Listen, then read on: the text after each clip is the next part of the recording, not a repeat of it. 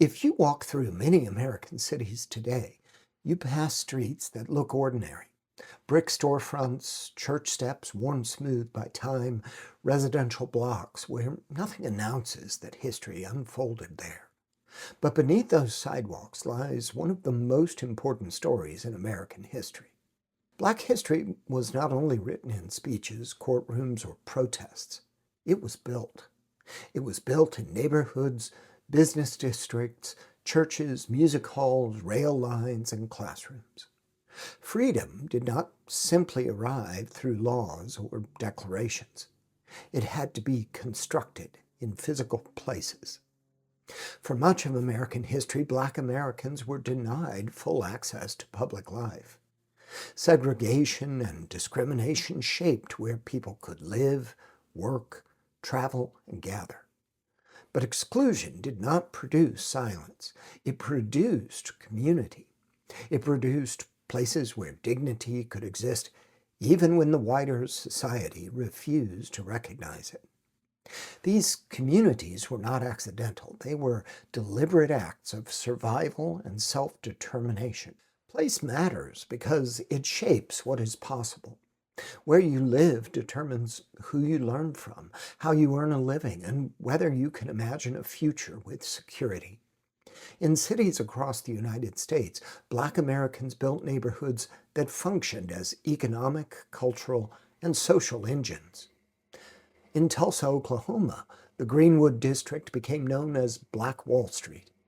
It was home to banks, newspapers, theaters, hotels, and professional offices. Money circulated within the community. Black families owned businesses and property. Greenwood was not isolated from the city. It was a thriving part of it, deeply connected to Tulsa's economy while remaining independently strong. In Atlanta, Sweet Auburn emerged as one of the most prosperous Black neighborhoods in the nation. It became a center of Black business education, religion, and political leadership. Insurance companies, banks, newspapers, and churches stood side by side. Sweet Auburn was described by contemporaries as the richest Negro street in the world. It was not simply a neighborhood, it was an ecosystem. It demonstrated what was possible when opportunity and talent converged, even under segregation. In my hometown of Chicago, Bronzeville became the cultural and intellectual capital of Black America during the Great Migration. As Black families moved north, seeking industrial jobs and greater safety, Bronzeville absorbed newcomers and transformed them into a community. The neighborhood supported newspapers, music venues, beauty companies, and civic organizations. Writers, musicians, entrepreneurs, and activists lived and worked there. Bronzeville was not a marginal space. It was central to Chicago's identity, shaping the city's culture while anchoring Black life within it. These places mattered because ownership meant autonomy. Business ownership meant not having to ask permission to exist. Home ownership meant stability in an unstable world. Economic success made these communities powerful. That power, however, also made them targets. Black prosperity unsettled a society built on racial hierarchy. In moments of racial violence, fear and resentment often focused on these districts.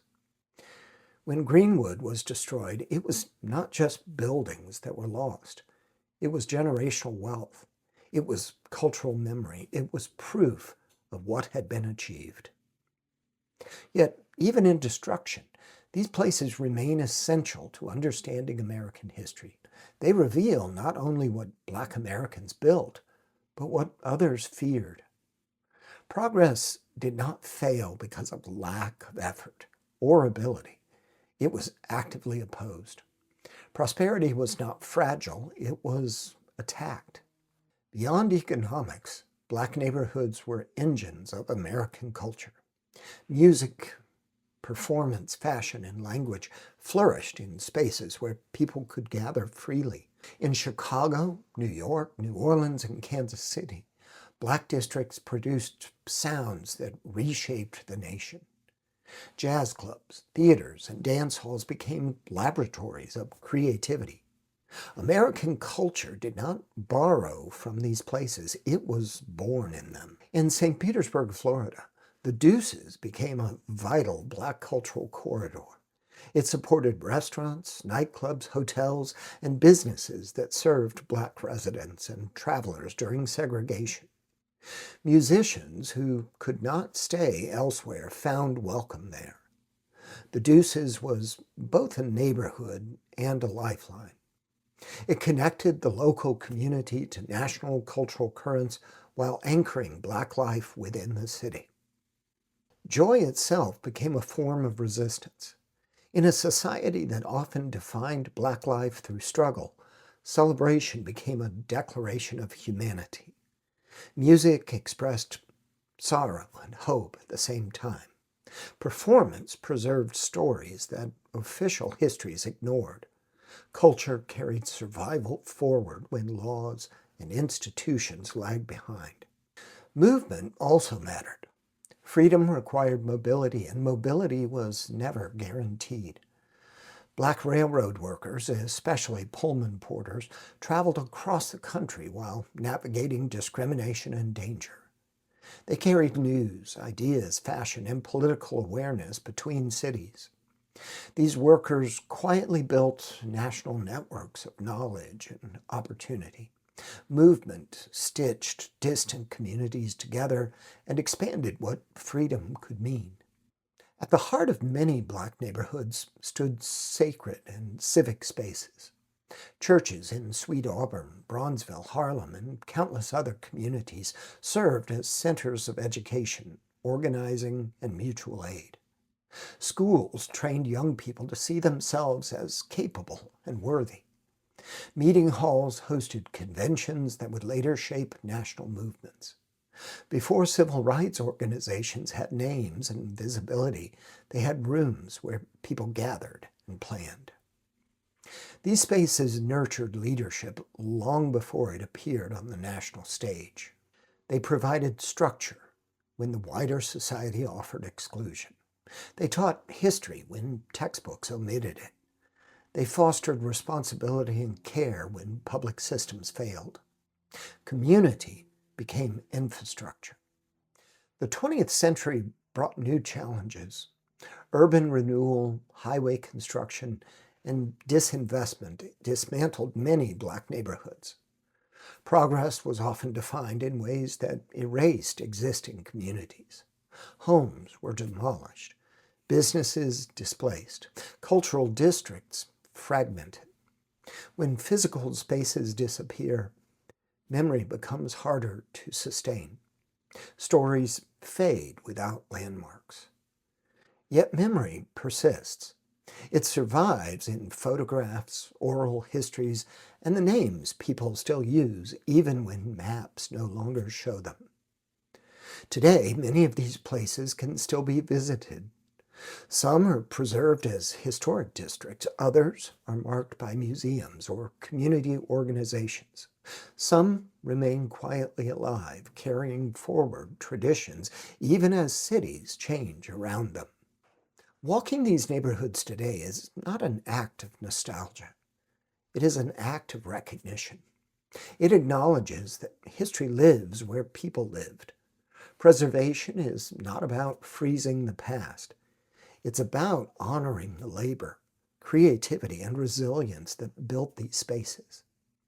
Visiting them thoughtfully allows us to see history not as an abstraction, but as lived experience.